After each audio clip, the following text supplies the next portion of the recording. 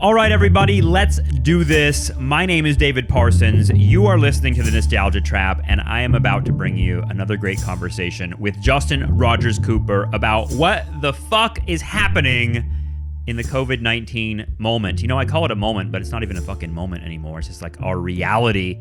And, you know, for those of you who listened to the show before, you know that Justin Rogers Cooper and I have a friendship that goes back a long time.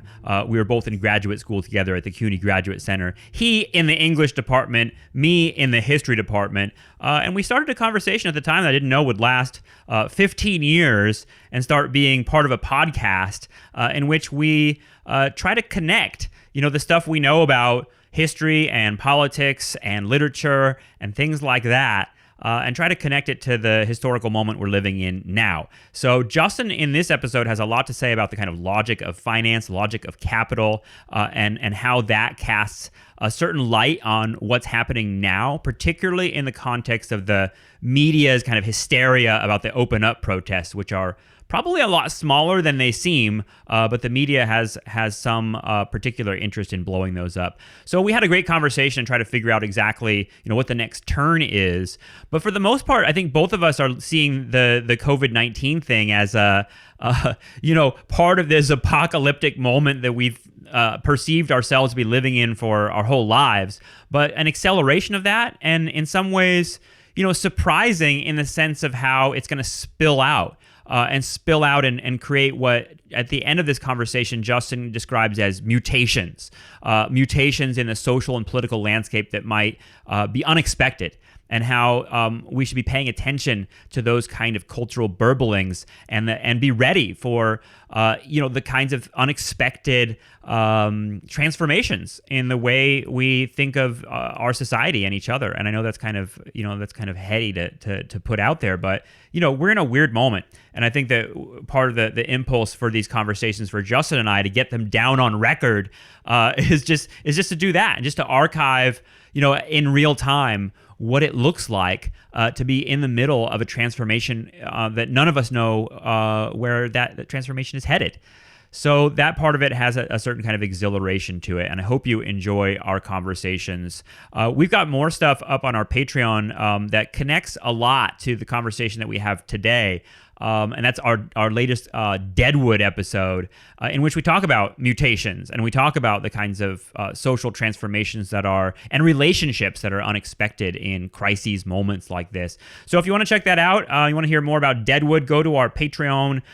Could certainly use the support at patreon.com/nostalgiatrap. Thanks so much for doing that. And speaking of support, as many of you know, I'm a contingent academic, a historian who is an adjunct at a million different colleges. All of that is really like totally uncertain at this point. I have no idea if I'll have any classes in the fall whatsoever. So I'm trying to pick up as much as I can. I'm trying to pick up the podcast too. So if you can at all subscribe to the podcast now, it would certainly help me a lot, because the podcast, believe it or not, is like my most steady source of income, because everything else is totally in flux, but I can do the podcast all the time.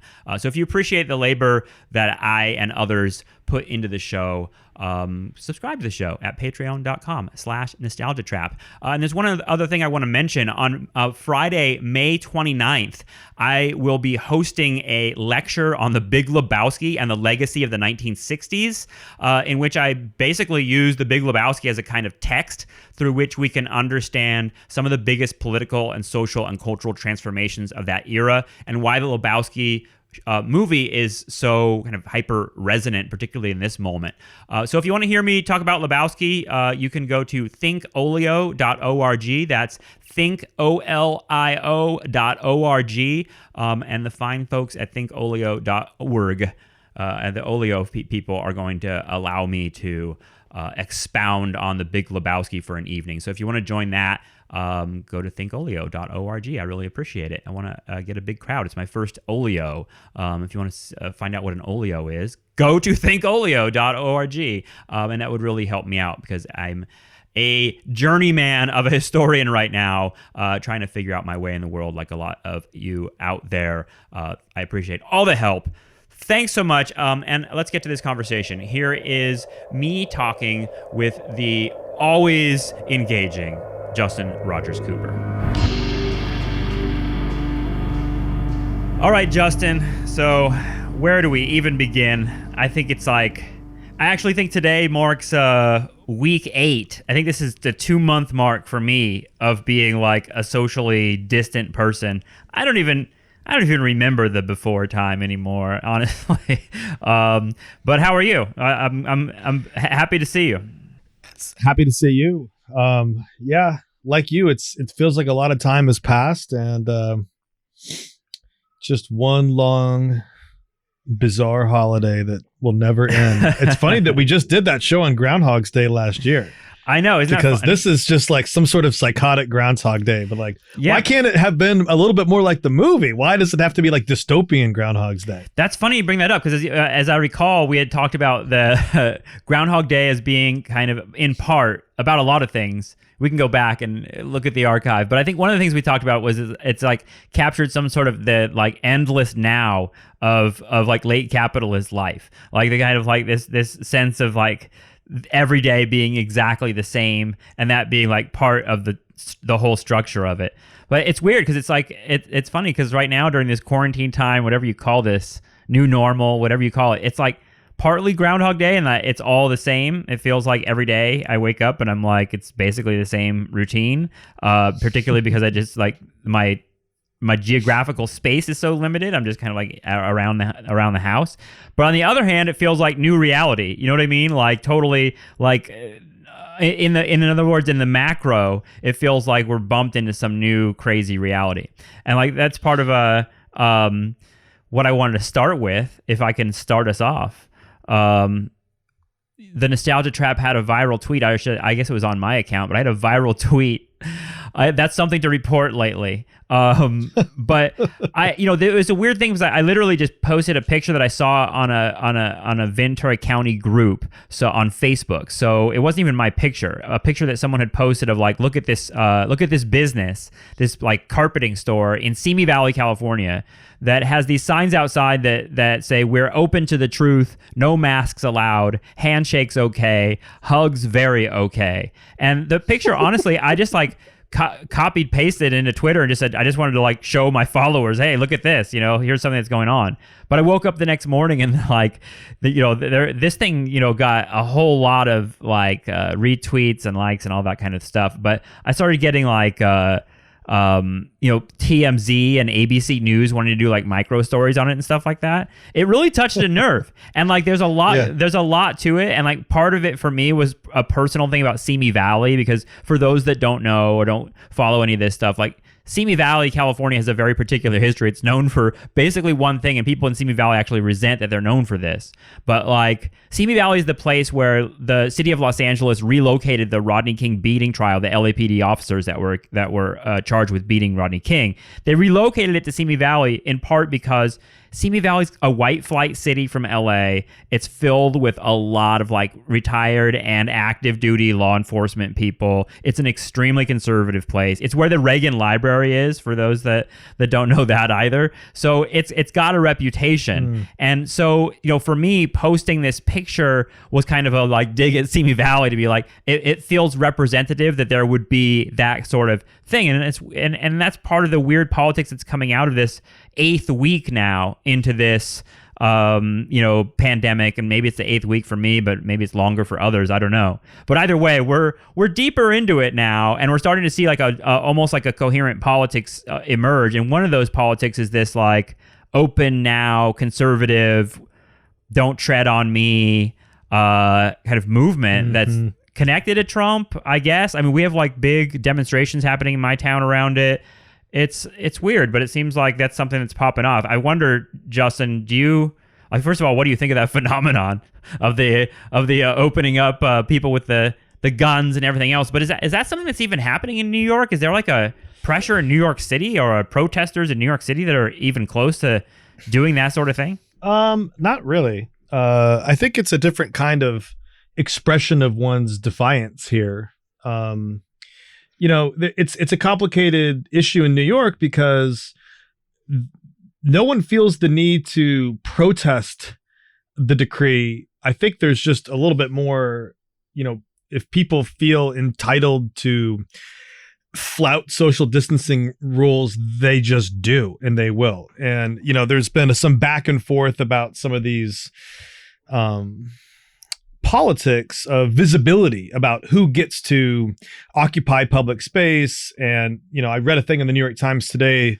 There was a comment upon those sort of side-by-side images of, white people in Manhattan, shirts off at the pier or whatever, next to the right-wing protesters in places like Michigan. And the caption basically being, these are the same kinds of people. They're just expressing themselves in slightly different language, which is to say, they're not feeling the need to do X and Y. And one of the Times editorials, I think from today, was saying, this is just another way that people on Twitter and online shame other people, so that we don't know what was really going on that pier with those white people. And for all you know, what looked like people flouting social distancing was not the case. And this is just another Scarlet Letter moment of people trying to get their kicks out. And there was an interesting set of comments on the article, some of which, were interesting. Anyway, but that's another story. So I think that it is a different kind of politics here. And it's not unrelated to the back and forth between de Blasio and some critics, including the comptroller Scott Stringer, about the arrests for social distancing, of which 35 of the 40 social distancing arrests were, I think, people of color, almost all of them in Brownsville, Brooklyn, so mostly black people, and how the NYPD, as you would expect, I think as we predicted, decided to disproportionately carry out social distancing policing against communities of color completely differently than they do against white communities. And so I've noticed it a lot less where I'm at in terms of a kind of especially rich, white, entitled person who early on, even after New York State mandated masks when you couldn't socially distance, just didn't get, they didn't care. A lot of them right there in de Blasio's home neighborhood and its surrounding streets of Park Slope, and especially near Prospect Park. I've noticed a lot less of it now, although it kind of fluctuates and it comes and goes. But I think that, to the extent that there is something in common between the sort of red state America and its protests and a kind of liberal elite exhaustion or disconnect with the kind of rules of masking and social distancing, or whatever the performative politics of the pandemic are. I think one thing that everybody has in common, and I think this gets at what's happening, some of the bigger stuff that's part of your tweet, is that it's hard sometimes to disentangle the kind of political economic culture of laissez-faire from the don't tread on me, government is bad, government's overreaching. And, for a history podcast like this, it's interesting that something like a mask, which to me almost just seems arbitrarily neutral, at least it did for a while. Yeah, there's a pandemic, we wear a mask, but the idea that it's taken on such homicidal feelings that it's, people will shoot other people over it. It's so in some ways irrational that a symbol, because that's what it is, could become so such an affront to people's dignity and sense of freedom, which other people would say that's entitlement. But how these folks express themselves politically, that, it's wrapped up in a anti-state attitude, which on the one hand, when you look at things like mass incarceration and settler colonialism, is sort of understandable. An anti-state attitude might be a survival instinct for a lot of people. And on the other hand, it also seems peculiarly racial, so that all of these protests in the red states, almost 90% of the people I see in the photographs are white people. About 75 to 80% are men, not always. And so it takes on a kind of political character that's worth reflecting on. And the place that I would land with that is that we had an exchange last week about the 1870s. And one of the things that all of this reminds me of in terms of guns on the steps of Capitol buildings and like fights over states' rights, and fights over individual freedom and what the state can and cannot do. It really reminds me of that 1870s moment when you had a lot of those insurgencies from the right and from the white supremacists to sort of take back state governments one by one, Mississippi, et cetera, Arkansas, et cetera, to take back state governments and redeem them. And so when I see these images, including the ones in the Midwest, which, is a slightly different kind of trajectory there, but when I see them, I can't help but think that there's an echo of Reconstruction and there's an echo of this sort of the anti-federal attitude that's rooted in sort of Dixiecrat like political discourse. And it's interesting that in the 21st century, during a COVID-19 pandemic, we can't get away from Reconstruction politics. That's great. And it links up with like the kind of Southernization of American politics. That's been something that historians have been noting for the last several decades. As you kind of, and I would include that the kind of carceral element of it, the spread of a certain style of prisons and policing. I mean, we have lynchings like literally in the news right now in Georgia. But the connection I would make to Simi Valley is one that, I'm a little ahead of you on the Mike Davis book, reading the book Set the Night on Fire, L.A. in the 60s by Mike Davis and John Wiener, who put together like a narrative that connects a lot of things for me. And one of the scary connections it makes is that there's a prison in Mississippi called Parchman Prison. It's an infamous place. It's actually in the news right now in 2020. Why is it in the news in 2020, and why is the Davis book mentioning it? The Davis book mentions it in 1960 as a place where a number of LA activists associated with CORE, the Congress on Racial Equality, who were doing the freedom rides, the buses that trying to like desegregate the public buses and transportation in the South. There were LA activists involved with CORE that got involved in those freedom rides. And a bunch of those LA activists had the bad luck to be arrested in Parchman and be sent to Parchman Prison in Mississippi, one of the most notorious, scary prisons in the world. Davis describes how it was known as like a place you didn't survive going into. Torture devices, all sorts of horrific abuse. Parchman Prison, by the way, I'm looking at Twitter right now, is in the news today because the 39th prisoner this year has died in their custody at this prison that Davis is describing as a fucking nightmare 60 years ago. In 2020, now the 39th prisoner has died, and only one of those 39 is from COVID. All the others have just died of like medical neglect, abuse, etc. It's a fucking insane nightmare. And many people have described it as a death camp. So what's crazy about it is these LA activists in 1960, 61, they find themselves in this Parchman Prison, and what do they see on the walls? They see photographs of William H. Parker, who's the brutal LAPD chief, the chief of police, who is on the picture because he's recruiting prison guards from Mississippi, from this notorious Parchman Prison. He's recruiting them to come work in the LAPD to like enforce his like Gestapo tactics. So when you think about, and James Baldwin, I know you're a fan of James Baldwin. Baldwin came as part of some CORE speech event in the early 60s. He came to Los Angeles and he said that there was a direct line between Dixie and Southern California, and that Simi Valley, California, which is where I took, this viral tweet came out of, is part of a place that's connected to the LAPD, because the LAPD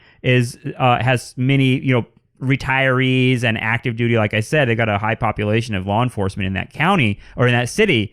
So all of it connects. And like that, what you're describing here. So in other words, the politics that come out of a place like that, that's very, very much invested in talking about private property rights and the rights of businesses and things like that. That to me is part of this like larger, laundering of white supremacist language that came out of the 1960s and became the language of property rights and things like that. And the book White Flight by the historian Kevin Cruz, who we had on the show, it describes that in a really kind of fantastic way. This laundering of language into a language of the Republican Party that we know today. In other words, it's a way of saying things without saying things, if that makes sense. Yeah, that's interesting. It reminds me that I'm blanking on the author's name, but I should know it. There's a title of a great book on carceral Southern politics called One Dies, Get Another. And it's about the convict leasing programs in the South. And it strikes me as interesting that there's this attitude at the heart of racial or racist politics in the United States, traced back to those eras of Jim Crow, in which it's made quite clear. And I know that Hubert Harrison talks about this in his collection of essays from 1917 called The Negro in the Nation. And Harrison's this really interesting black socialist who's writing around the time of the late teens, early 1920s. Great book. But one of the things that becomes really clear there, and becomes clear in things like Du Bois's Black Reconstruction a few years later, is there's an economic logic to U.S. racial and racist politics. And that one dies, get another is also one of the animating ideas that's informing social Darwinism and laissez-faire in the 19th century. So that, the 19th century is the late 19th century, especially, is that key decade where Herbert Spencer and others sort of bend and take up Darwin's biological narratives about species evolution and applies them to social classes and racial populations. And at the same time, the economic philosophy behind laissez-faire is essentially, let it alone, let it be free. And this is the root of the whole neoliberal free market attitude, that this late 19th century racial economic model is at the core of what's now called neoliberalism, and something we've explored on the show previously. And it's really interesting to take up the matter here, in part because, to me, the eugenic extension of social Darwinism, which is the positive and negative eugenics that kind of come around the turn of the century and come to inform U.S. racial politics, immigration policy, collaborations between the United States, Britain, and Germany in the run up to the rise of the Nazis in Germany. Also, just the kind of high point of the Second Klan and that whole like transatlantic culture of white supremacy in the 1920s. That whole eugenic extension is also being reactivated at this moment with its like, evil twin, laissez-faire, which is just to let it alone. And at the core of what's now fallen into kind of a risk society discourse, which is, we're going to open up and we're going to live with risk. And, I hear the comment made that, and we talked about it on the last episode, but I've heard it reiterated continuously, which is we're going to have to reopen the economy for the sake of the nation and for the sake of economic life, public life. And we're going to have to assume the risks that come with that. And I think, on the one hand, a lot of people are surprised that there's not widespread testing. There's not widespread contact tracing. We're reopening into a rising death count and a rising caseload count. Insane. None of the scientific measures that one would want to be in sync with, or none of the data that we're supposed to have when we reopen, we don't have any of it. And so I think it begs this question of the culture of our political economy, which is what we're talking about here in terms of laissez-faire and eugenics, and where we see that, and where we can see it expressed in places like prisons, and in places like meatpacking plants, and places like retirement communities, or senior centers, old person facilities, disabled facilities. These are people's debts we've already justified. Like whether pandemic or not, these people have already been written off and made invisible. Right? Like that's part of it. It's like, it seems like, when you think about the way that the economy already works, we're already prepared to write all those people off, if that makes sense. Yeah, it does. And I think that's one aspect that I would want to return to on the show, which is just like, how do we see this culture of laissez-faire, and how do we see this culture of eugenics playing itself out anew? And the other thing that I think is sort of worth thinking about here is, just like the Tea Party sprang a bunch of debates over whether it was a genuine movement from below or an astroturf movement that was funded from the outside, especially like the Koch brothers and other groups like that. It seems to me that these right-wing protesters, who are extremely small in number, like it's dozens of people in these state house protests, they have had just a disproportionate share of national media attention and local media attention. They've gotten a lot of free airtime, and it's working to two different purposes. On the one hand, in the New York Times, it gives the liberals another thing to fling their hands about along with Trump. But it seems to gesture towards, I don't want to say collusion, but there's something, but in other words, who would be behind that though? You know what I mean? Like, it's not that I care who's behind it, or maybe no one is, but I think it serves a corporate purpose. Oh, for sure. Yeah. Just like the Tea Party came out of genuine shit that was also, amplified by corporate media that, definitely benefit from people saying like, stop taxing and shit like that. Exactly. And I think that's where we go back to this, one dies, get another mentality, which I think is informing a lot of what we're seeing here. So in other words, it's not just that Trump is a bad scientist. It's not just that like no one will listen to Fauci. It's not just that people aren't listening to science because their Christian minds can't comprehend scientific logic. That's not all that's at stake here. I think that the consequences, whatever the motives, of giving so much expression to these open up protesters, the consequences are material, and they do benefit a class of people. And so I think if you look to see what is the political economic logic of this, it's one thing to say we have to reopen the economy because Main Street is dying. I think it's another thing to think about when you say we're going to defy health science. Because actually there's a specific group of people that needs this to happen who can't really come out and say it. And so these protests are at a minimum performing a kind of useful, it's a useful performance. It's a utilitarian performance that does other work. They're carrying water for other people, whether they know it or not. And it's not just the water of freedom. It's the water of debt.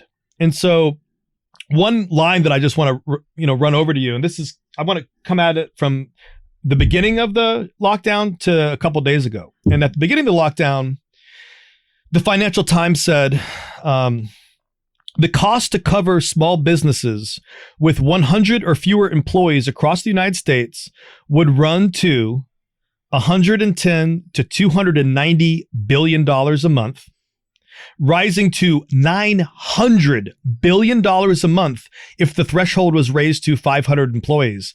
Industry only had $800 billion in surplus capital at the time this article was written. So this is the Financial Times on March 29th, meaning all these businesses with less than 500 people, their composite surplus capital that they're sitting on, their actual cash, is $800 billion.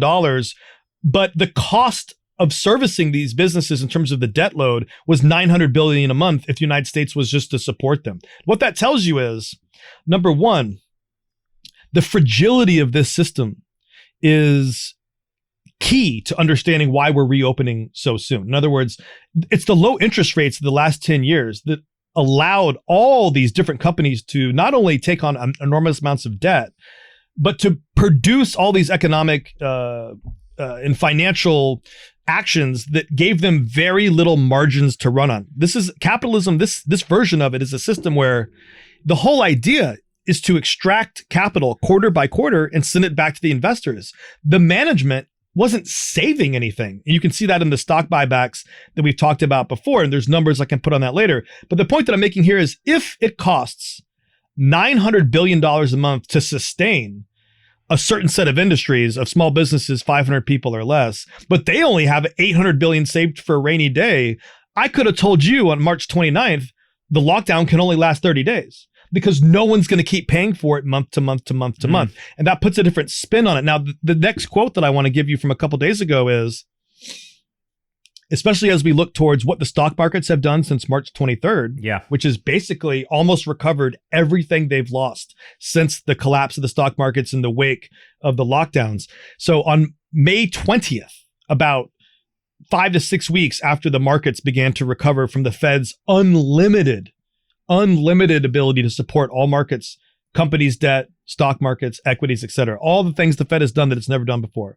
With all that packaged in, there's a line out of the Financial Times that says, investors were cheered by the prospects of countries further reopening their economies.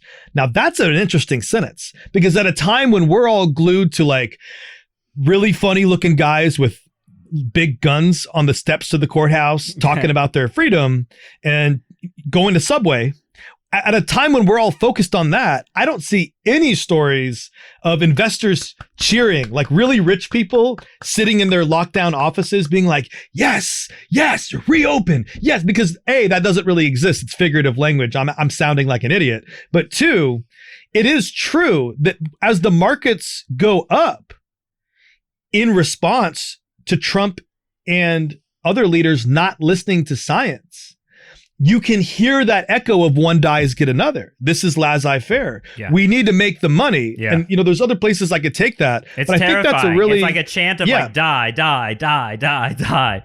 But my question is, dude, seriously, like, how can they really like just the people that are on that are like outside with the signs that say reopen, reopen, reopen? Is there really like a magic lever that Trump can pull or state governors pull that just reopens and all of a sudden the same level of profit spigot just starts flowing again? It doesn't seem like that's gonna happen. Like it seems like in a lot of places like whole industries have like gone away. Like in other words, it seems like the blow to the economy and the everyday kind of consumer transactions that drive it have been like permanently damaged or thrown into a different realm. Like in other words, I'm kind of wondering like why are the investors cheering? Like it seems like they're being really like optimistic about the idea of the economy coming roaring back like it's the fucking 1950s after World War II or something.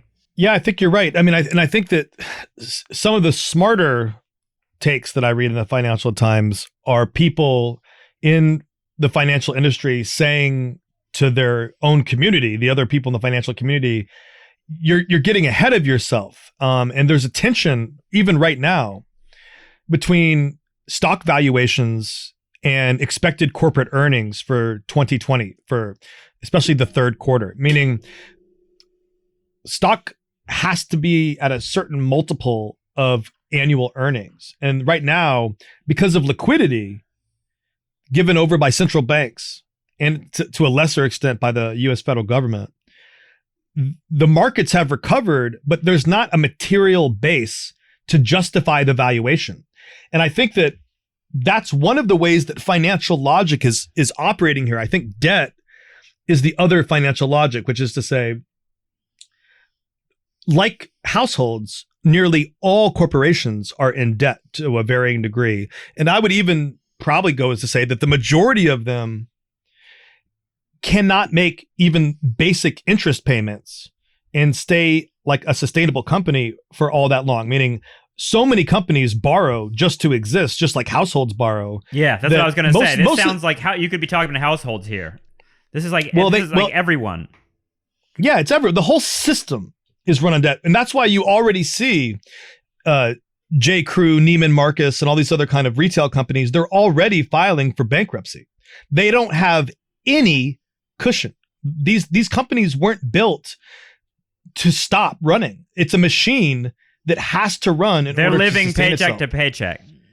So on the one hand, I just want to emphasize that the financial logic of reopening isn't necessarily a health logic or even really a political logic, meaning we can't assign the reopening to the protesters and we can't assign the reopening to Trump's failure to lead.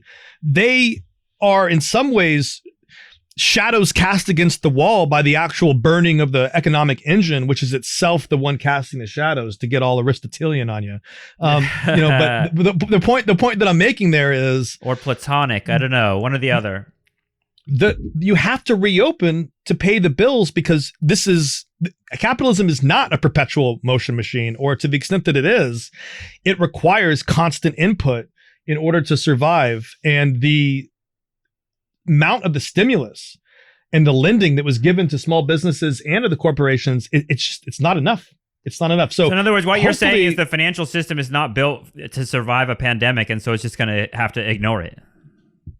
That's right. And on the one hand, I think what you're getting at, what a lot of people are getting at is like, hey, what is it going to be like to go to restaurants during like a hedged reopening at different stages? What's it going to be like to go to a bar when there only allows a certain number of people in, or what are those rules going to be put in place? What is it going to be like to go to a museum again? What is it going to be like to attend a sports game again? What happens if the theater? Yeah, movie theater. What if the vaccine never, there's a lot of things you can speculate about that I think you're getting at, which is, wow, there's a lot of jobs that aren't essential, that you now have 30, 40 million people out of work. And it's not clear, even with the reopening, because of the pandemic, that you can put everyone back to work, not only to the same degree, at the same scale, at the same time. It's not clear that entire industries are going to be able to survive the next cycle here. Well, and even so that, even the words essential. What are you going to do with all those people? That's what I'm saying. Yeah, even the words essential and non-essential get to the point where it's like, well, non-essential sounds disposable. Like you've just created out of this pandemic, because of the way the financial system and the way capitalism has been arranged, a pandemic all of a sudden came in and created a crisis that creates a mass of people who are completely left out and have nothing essential to do. But at the same time, people need things, right? And there's something I wanted to, it gets me to a quote from one of our favorite guests we've had on a few times, Daniel Pinchbeck, who writes about a lot about psychedelics, but a lot about ecology and apocalypse and things like that. And I wonder what your reaction to it is, because it gets exactly what we're talking about here. He says, one thing that the Great Pause, and this is Daniel Pinchbeck here, one thing that the Great Pause or Great Reset reveals clearly is that most forms of work in our society are fundamentally unnecessary, with no relationship to existential realities. We all need food, water, shelter, energy, sanitation, some material goods, education, healthcare. These things must be supplied and produced, but much of the work that people do, we only do it because we are on an economic treadmill that requires continuous economic activity and profit-making and growth. Our work has no connection to those essential things. What's your reaction to that? I mean, it kind of sounds like a hippie version of an ecological version of what you're saying. Yeah, I mean, I think the strong points that he's making there are on the surface. It's a question of a complex system, and you have to have all these other industries and desires and wheels turning in order to sustain the whole thing. It's a circus that everything has to be running for everyone to even have a potential chance at getting a piece of the action. And when it stops, because all these markets and households and individuals are in such a complex set of relationships that if you don't give me the money to buy food, I'm not growing my own food. I don't have connections to farmers. I have to find a source of money in order to sustain my basic needs. Because ironically, for a system that's this complex and so-called advanced, people's basic needs really actually can't be met unless they're, getting supplements from the state, or absent that, they're working for a job that they might not find spiritual investment in, as you're saying, or might not be directly addressing their basic human need. Now, the only thing I'd say on top of that is when you look at the way that we've designed technology and the constellation of desires that inform a marketplace that maybe is not really addressing itself to meet basic human needs for a lot of parts of the population, but which is meeting a lot of the desires of a whole nother part of the population. Beyond that contradiction, which is the most basic, observation you can make about capitalist society, which is one about uneven development and the fact that these economies cannot exist the way that they're designed, except for these enormous pools of inequality. That's actually what the system is. It's not designed to bring everyone up. Aside from saying that, all I would say is the impulse to reopen isn't just an investor necessity. It's not just an imperative of markets and a logic of debt. The impulse to reopen is also coming from a class of people. This is the people that I observed in New York, who they're not just reopening their business to do good for their workers. People want to experience other humans again in restaurants, in bars, at sports games. People have a set of social desires that the market theoretically could meet again that aren't being met now. And so the imperative to reopen, separate from health, separate from finance, I think it's also just one of, like, I don't want to say human nature, but it's also one of the desire for sociality.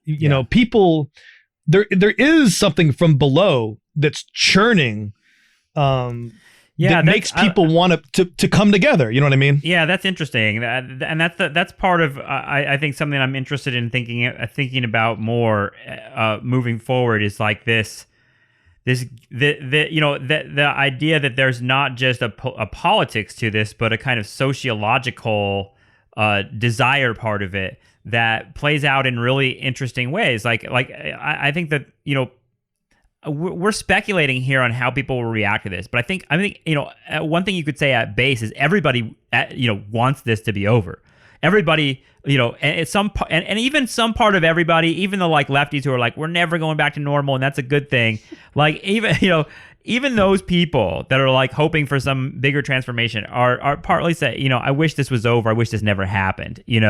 I wish that we were back in the world before. So like that part of it of like the underlying desires of people, I can't tell. It's, in other words, it's hard to tell, like, if they just open up, like they're doing. I think that's happening in places like Dallas, Texas. I mean, you've seen that, like, the places are opening. Like, not everybody's going to want to go. And I'm wondering, I guess my speculation is, I think the majority of people aren't going to be super comfortable going to restaurants with masks and stuff like that, and they're going to wait even longer. And you're going to have like a period of time. I think eventually, as the years go by, and as the memories of this thing fade, that trauma will go away. But for now, it feels like I don't know.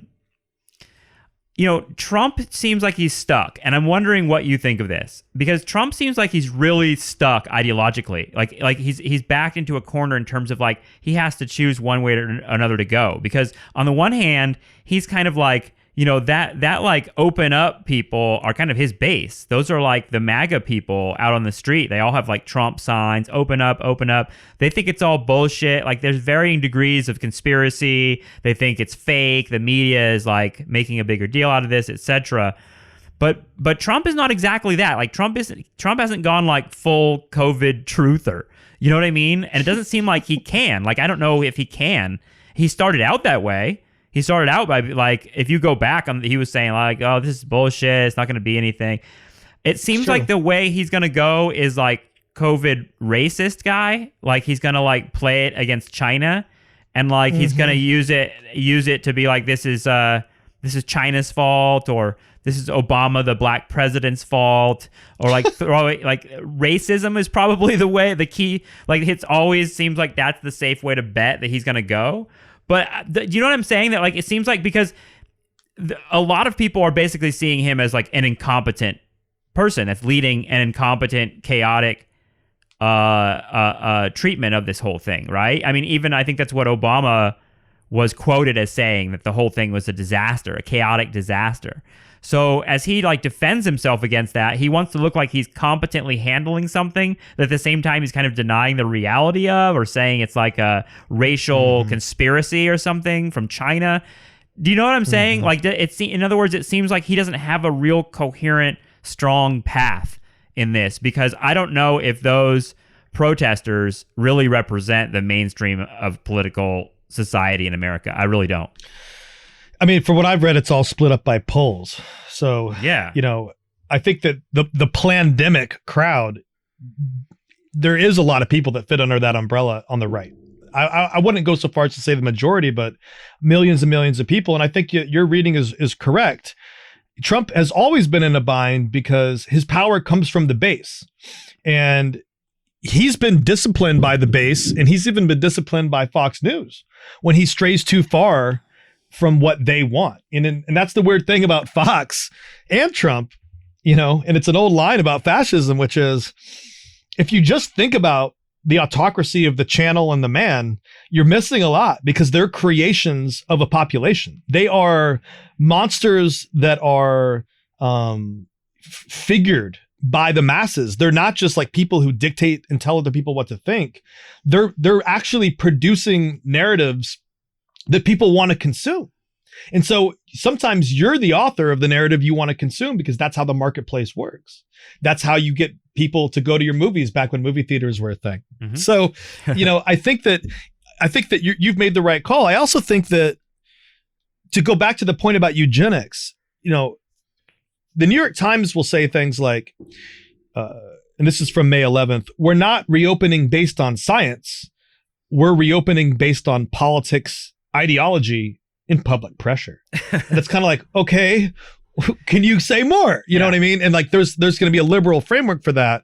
I think what is striking public here, pressure, like that's my question, is like, what public pressure? Is it really that much public pressure to reopen? Because I feel like the public pressure is really the other way, which is like, do more to keep us safe and provide for us while this is happening. I think it's a slight majority. If the last poll that I read was basically between 55 and 60% of the country would prefer that the governors and the president like take effective measures to contain the public health crisis. Right. And I think let me put it this way. If the government and the Fed said, hey, don't worry about the finances, guys.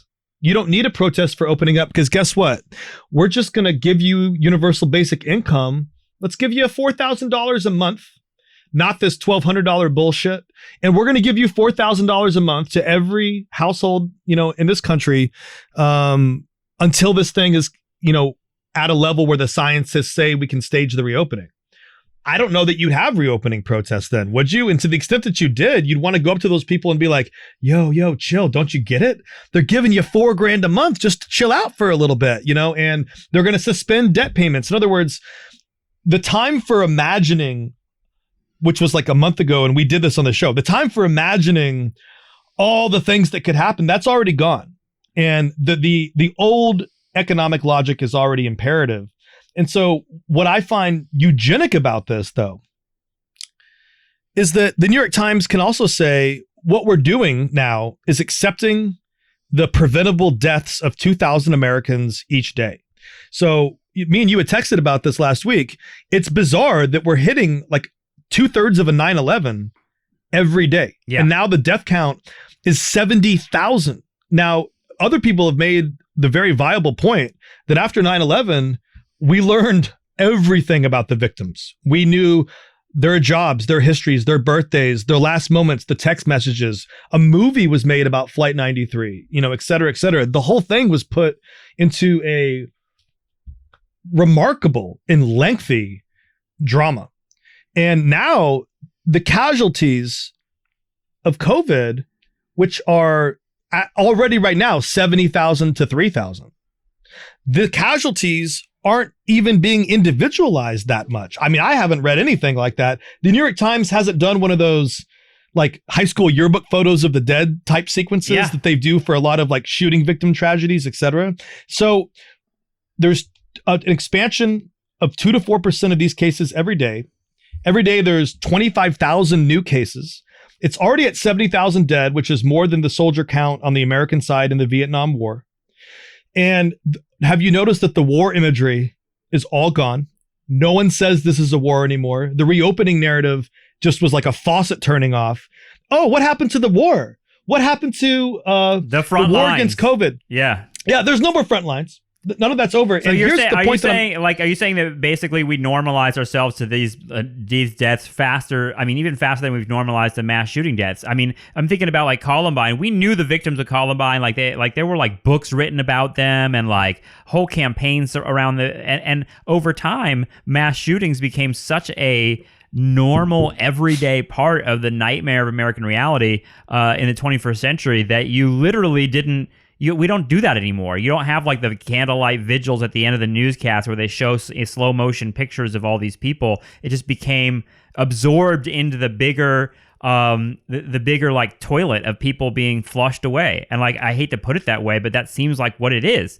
It's like that cruel. 100%. So what's interesting about and the that's mass why they're shooting opening stuff, up. People are saying like, fucking, who cares? We already have fucking people die. I mean, they're almost right in a way. You know what I mean? Like the opening up people are actually touching on the real cruelty of the American system by saying, look, these people already fucking die all the time from diseases and all sorts of shit. And what do we care? Open it up, turn it on. Like that's all that matters to them because like that's all that. In other words, anyone who pretends otherwise is pretending otherwise. Like, let me let me just read this great quote from our friend Luke O'Neill, another guest, that gets exactly to this shit because it really, you know, there's a visceral element of this that's kind of incredible that you could watch tens of thousands of people die and people being like, fuck it, open it up, like they don't even matter. And so this is from Luke O'Neill. He says, I briefly convinced myself that there is some number of deaths, some horrific massive number with real gravity to it that demands attention and action, a tipping point type of number that we might reach, whereby Republicans and open the economy types might stop acting like they are now. Is it 500,000, I wondered? Is it 1 million? But if we're being honest, no such number likely exists. Instead, what will happen is we will come to accept thousands dead every single day as another voice in the churning ambient chorus of suffering we do our best to tune out already, much like with gun violence or unnecessary deaths due to the cost of healthcare or the thousands our military kills around the world. Many of us, even the good ones like me and you, already have started to do that in a way, right? Or else how would we manage to function on a daily basis? How do you get up and measure out the coffee and heat up the water and poke your stupid face into the fridge for a nice piece of fruit every morning without pretending, if at least for a while, that no one is dying outside your walls? So that's that's Luke O'Neill nailing it. Love his stuff. Go check out Hell World. But either way, it captures what we're talking about here, which is like this, this is nothing new. This is actually kind of revealing something that part of us already knew, which is that American society can turn a blind eye to that suffering really, really easily.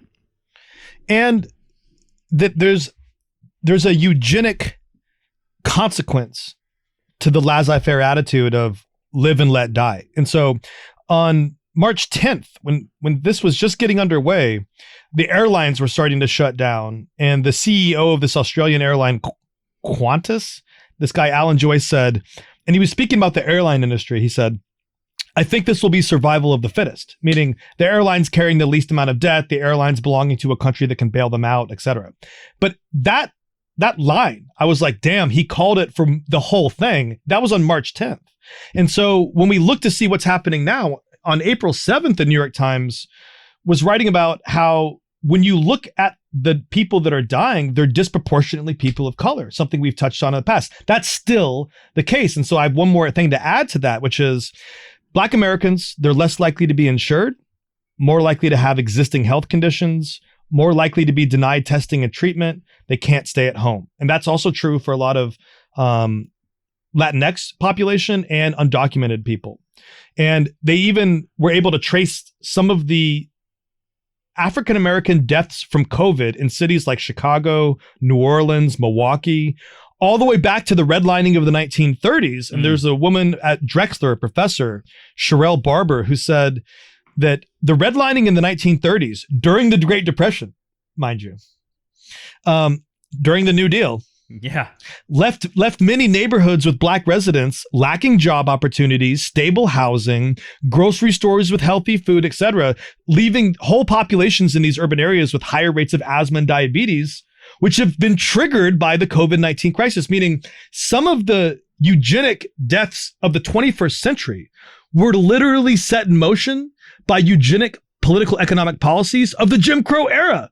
You know, like, what better evidence do you need for the new Jim Crow? And I think that when you add that into that's fucking insane, dude. That's a really insane point. I mean, it reminds me of like generations dying in Vietnam from Agent Orange. That's in the DNA of the Vietnamese people. A kind of a continuing, like a biological genocide that continues even after, you know, the last U.S. military presence was gone in 1975. It's 2020, and you know that'll still be happening for generations to come. I mean, it's really morbid. I mean, it's really fucked up. But like to me, I'd never really thought about that before. That like the people that would be susceptible to the comorbidity that's going to, you know, increase the chance that they'll die from COVID, you know, are a population disproportionately of people of color, Black people who are kind of in their bodies, you know, more susceptible because of the history of inequality and oppression and racism that's left them with bodies that are more susceptible to it. That is a fucking crazy connection. I bet people will be writing about that. Yeah. And I want to look up the work of Sherelle Barber over at Drexel too. And it's fucking now you take grim, that, dude.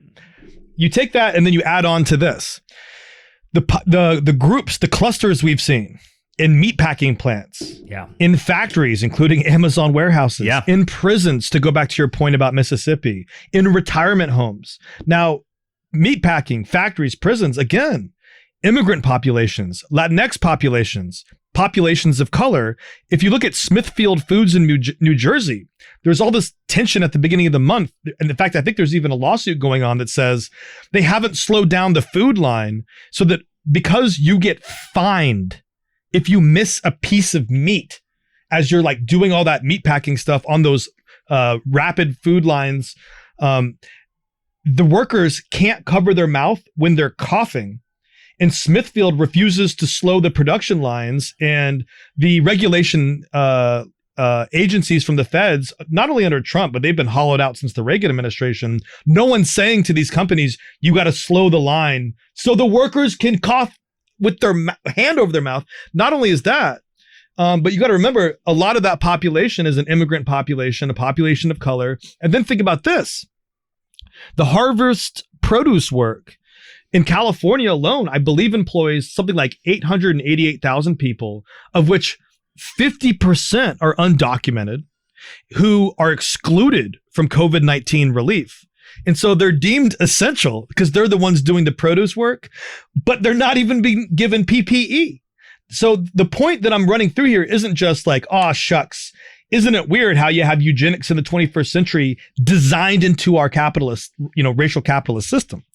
But I'm also making the point by saying, isn't that the reason why no one's caring about these individual deaths? It's not just that they're old and we're going to die anyway. In a lot of cases, it's not that there were elderly people who were susceptible to COVID.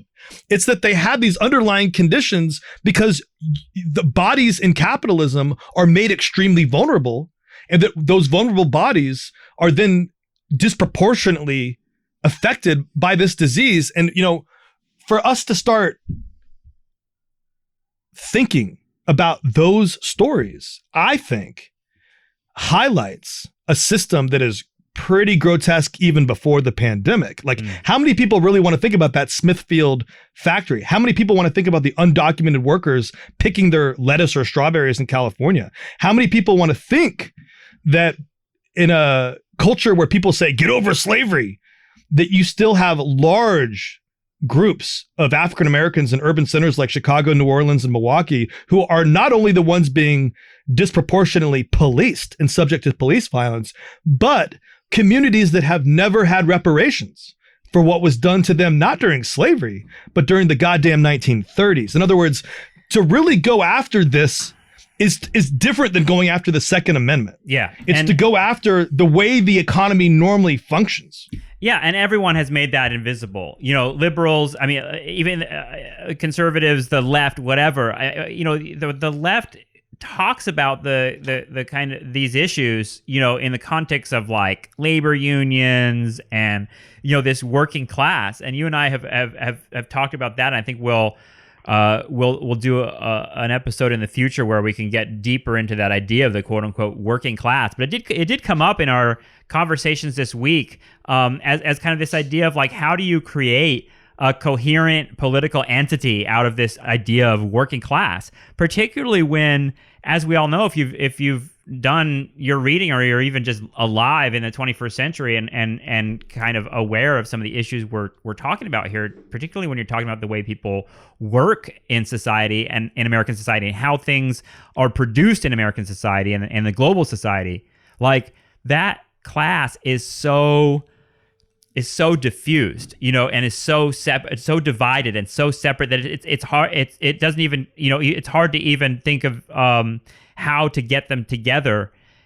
And, that's something that capitalism seems like it's perfected. It's a notion that's been there around for a long time, obviously, is, using, dividing populations by race, gender, class, et cetera. But it seems like now that notion is even more operative, if that makes sense. Like the working class is more diffused and more hopelessly separated than ever before. And it's hard because when you add on what you're talking about, which is this, that it's possible for a lot of people, no matter their political outlook, it's possible to live in American society and kind of forget about all that stuff and like go buy some frozen chicken and really not connect it, even if you intellectually know, like you and I are not the only people in the world who intellectually know that the frozen chicken you buy at the grocery store has like a chain of exploitation that's bringing it to you. Like I'm well aware of that. I'm like very aware. When I shop at Old Navy and buy the fucking sweatpants I'm wearing right now, that I buy for $10 because I don't have very much money. I buy $10 Old Navy. I buy it and I know that like everyone that made these sweatpants and is even selling them to me in the store is being exploited. But that part of me is also kind of like, well, I'm living my life and I need the sweatpants and that's that. And like that contradiction is something that we've talked about before. That's like at the heart of the whole consumer experiment. But it seems like a block, like a barrier to get over, if that makes sense, of like our connection to the people who are producing the life we live. Well, and that's really well said. And I have like a string of, I know we're at the hour mark, so I just have a string of little things I want to say to that. Dump them on me. Number one, really puts it as an ironic twist when you think about Obama's criticism of Trump, because Obama says, quote, that the mindset that's been operationalized in the government is what's in it for me and to heck with everyone else. and then he went on to say that like the attitude is being selfish, being tribal, being divided and seeing others as an enemy. And it's like, hey, yo, dude, nicely said. Didn't you deport more human beings from the United States than any other president prior to Trump? Like, in other words, like to heck with everybody else and what's in it for me. Isn't that the logic of borders that liberals and conservatives are invested in? Yeah. And so that it's an easy little spin of the dial there. But I think it gets back to not just the old story of liberal hypocrisy, which is they like to sing a nice song, but they stop once you start talking about the economy. But I think it also points to the failure of the liberal media to narrate the deaths in the ways that we've just described and that you've just articulated, because to narrate the deaths is to look in the mirror at something they don't want to see. And I think it could probably be summed up as simple as, why would you bring yourself to care about someone's death when you didn't care about their life? It's if there's something unrecognizable to the liberal about people that work in those conditions. And that leads me to another point that another Democrat leader speaking very ironically to me, Cuomo the other day said about this whole thing. He said the fundamental question, which we're not articulating, and that's the royal we, by the way. The fundamental question that we're not articulating is, how much is a human life worth? And it's like, yeah, that is one of the questions that some of us are articulating, but most of us aren't. And he says this while he's cutting Medicaid and all these other things that he does to kind of mop up the budget gap of New York State. And the next little item there is Bolsonaro in Brazil, when confronted with all these dead bodies in Brazil and the fact that his government is basically doing the same thing as Trump, which is laissez-faire. Let's just let this thing play out. It's the eugenic logic. His response was, so what? And then he goes on to say, so what? Sorry, boy, what do you want me to do? My name is Messiah, but I can't work miracles. And it's like, wow. Well, there it is on its face. And here's where I would take it as my final quote. We don't even have to get into it now, but maybe we can pick up on it later or say one thing about it, which is that mentality of both knowing and not wanting to talk about it, even though it's the thing that's on your body or on your plate, that confrontation with the contradiction every day, that you then have trouble putting into focus, into stories, even at the level of mourning some of the 70,000 people that have died so far, a number that's, I mean, how high is that going to get this summer? Anyway, to me, that is one of the thrusts of the movie that won the Oscars, Parasite. Yeah. That it's two families, one not having their needs met, but having to serve another and like trying to figure out a way to survive on a different level. And another family where the dad of the rich dad is able to articulate this logic of, you're only a worker, a service worker, especially this domestic worker, the dad, Kai-Tek. I don't know if I'm able to pronounce it right. He's only as good as he is when he knows his place. You never cross over the line. Right. And so that line is not just the line of the driver who knows how to be a folksy grandfather-like figure who never says quite the wrong thing or pokes his nose too far, who is able to dress up like a Native American for a child's birthday as if that's part of the job. That's not just the line. That line is the line that separates Obama or Cuomo from being able to have a rhetoric that says one thing, but a set of actions that do another. And that line is the line that you're describing that we both know about, but also pretend doesn't exist on a certain level. That you wear the clothes and you eat the chicken, and it's this simultaneity of knowing and denying that helps to understand how this whole system reproduces itself, if not for everyone, for a large group of people. And I think that to go deeper into a film like Parasite is to really start to express and explore how the invisible line that's talked about is not just a line of denial, but it's a site of both disgust and pleasure. And that the insights that the film gives us about the sexual tension that comes from that line, that's merged with the disgust that comes from that line, but also the outbreak of violence that comes from that line. That line is a site of sexuality, eroticism, but it's also a site of murder and revenge, shame, but also purging.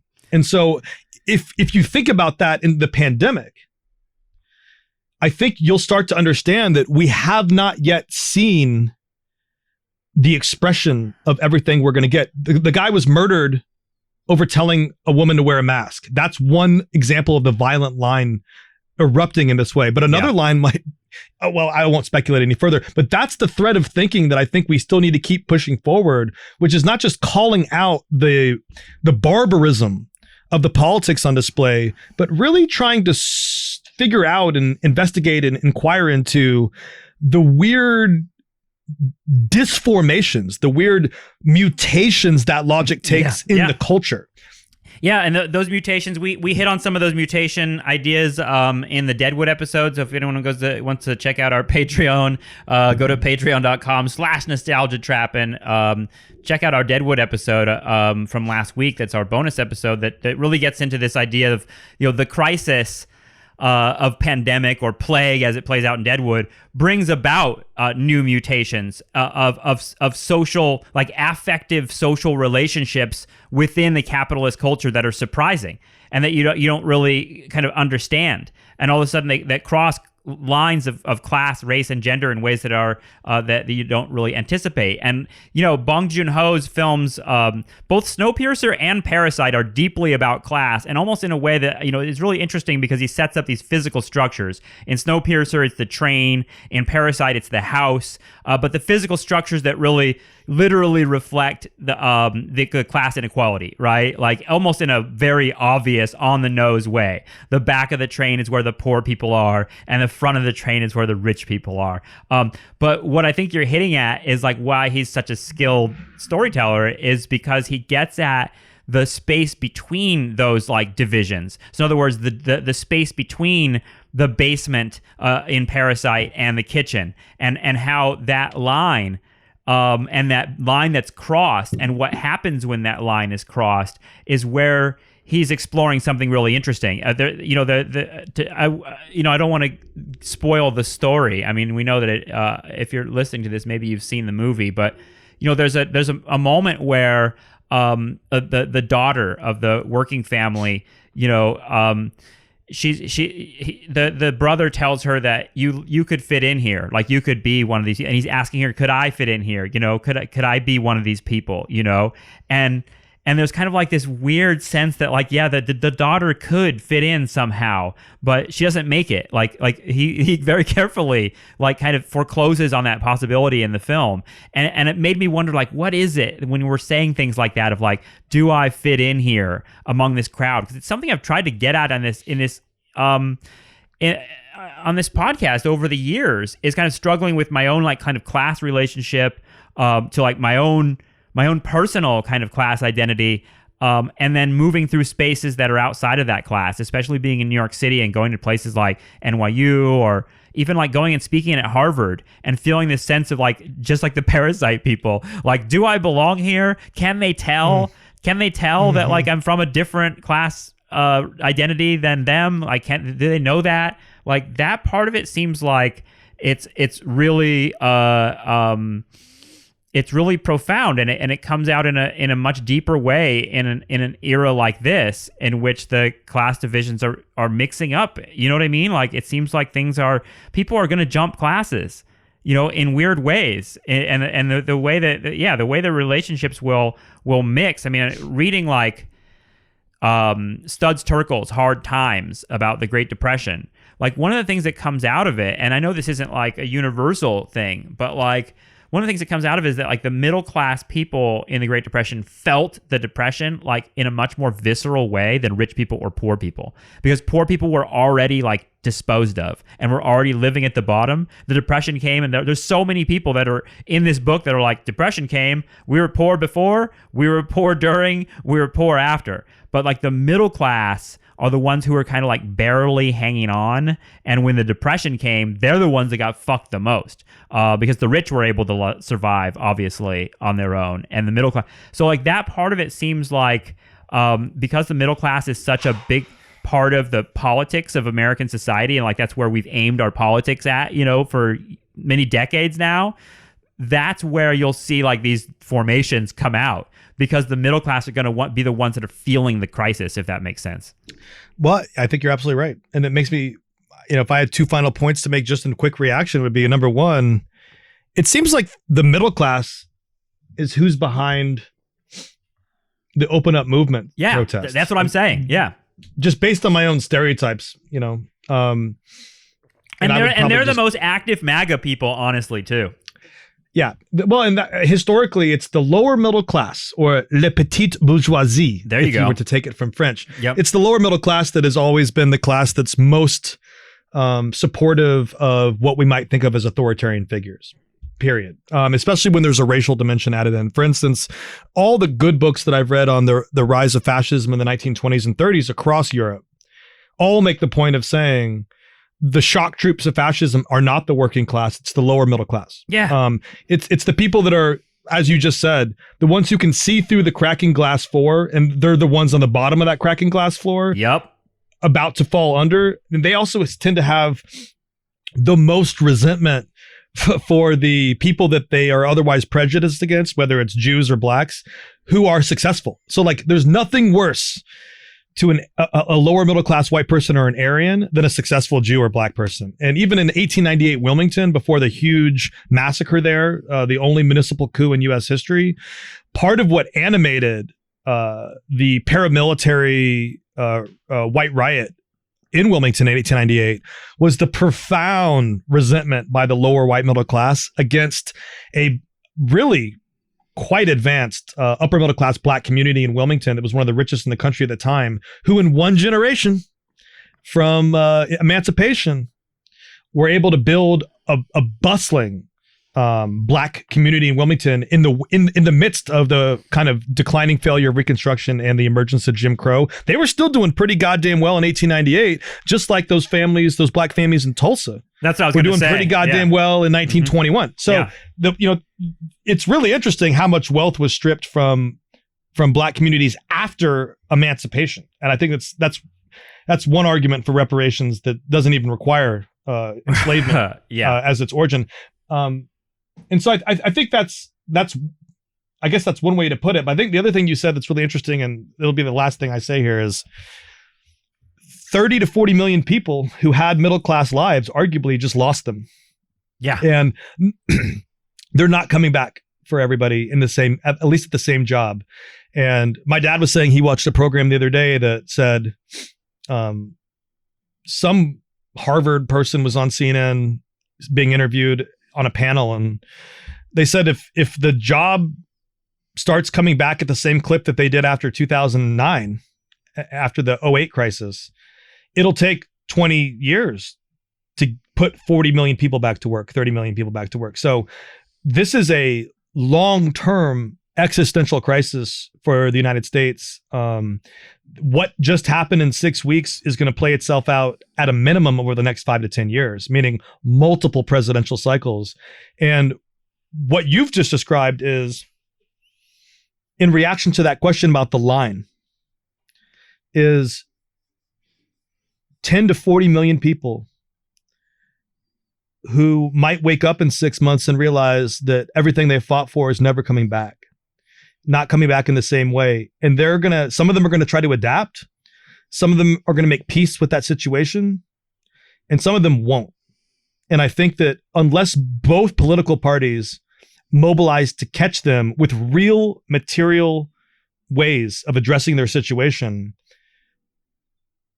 what becomes the reopening in 6 months will contain a lot of different possibilities as people contemplate a new line that's being drawn. And you know that where they were standing, they're now standing 6 feet behind it.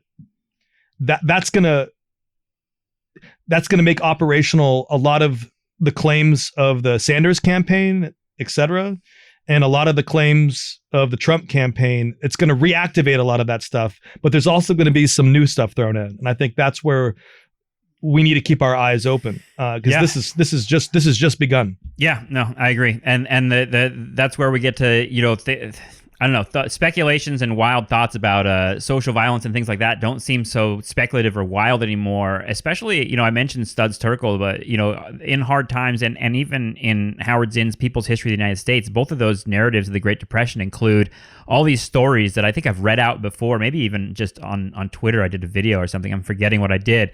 But either way, it's something I always share in class as well, which is the collection of these stories of, especially in the early years of the Great Depression, before the New Deal really started giving people real relief. As much as we talk about New Deal's like fundamental inequalities, it also provided important services for people. And before that happened, you had social violence, that were crowds of people showing up at restaurants with guns and demanding food, children going and taking over buffets in restaurants and stealing food. I mean, things getting like really extraordinary stuff that isn't really talked about that much in the annals of American history, because it's really ugly. And it's the story is of FDR and other somewhat visionary leaders who were visionary not because they were trying to like create utopia, but because they saw the possibilities of social violence, and they saw the possibilities of chaos if they didn't act and if they didn't create some sort of. So that's why when I hear like Bernie Sanders and Kamala Harris are like co-sponsoring a bill to give people $2,000 a month and things like that,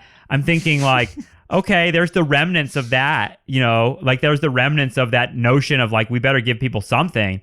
But the overall feeling seems to be of just fuck them, let everyone, be on their own. And if that's laissez-faire, yeah, and then if that's true, then where are the people surrounding the restaurants and grabbing food in grocery stores and taking over trucks? I mean, the early 30s were the fucking Bonnie and Clyde, John Dillinger era of banks being robbed. I mean, real populist violence was happening, and like that part of it is such a weird part of our cultural imagination in some ways. This kind of gangster thing we talked about, like Al Swearingen to Goodfellas. That like Americans really kind of almost respect that person that just takes what they need. And I'm wondering, as we've created, like you're saying, a culture of need that's a bomb that's gone off that's bigger than the numbers of the Great Depression in terms of unemployment and how quickly it all happened. That like at what point does those needs start being expressed socially in ways that we don't expect? And that's what we'll be paying attention to this summer, Justin. But thanks so much. I really appreciate it. Really fucking crazy times, right? Nice to be here. All right, huge thank you to my good friend Justin Rogers Cooper. We'll have many more episodes figuring this out as we move forward, I'm sure. So thanks again, Justin. We always love hearing from you. You can find more Justin Rogers Cooper and other bonus episodes at patreon.com/nostalgiatrap, including that Deadwood episode that we mentioned in this show. And go to thinkoleo.org on May 29th at 5 p.m. Pacific, 8 p.m. Eastern time. I will be online giving a lecture on The Big Lebowski. So if you're interested in engaging in that conversation about Lebowski in the 60s, go to thinkoleo.org. Would love to see you as a part of that. And thanks so much for everyone that's supporting and listening to the show. I hope you're doing well wherever you are out there, whatever your experience is. And we'll talk to you very soon. Take care. Bye-bye.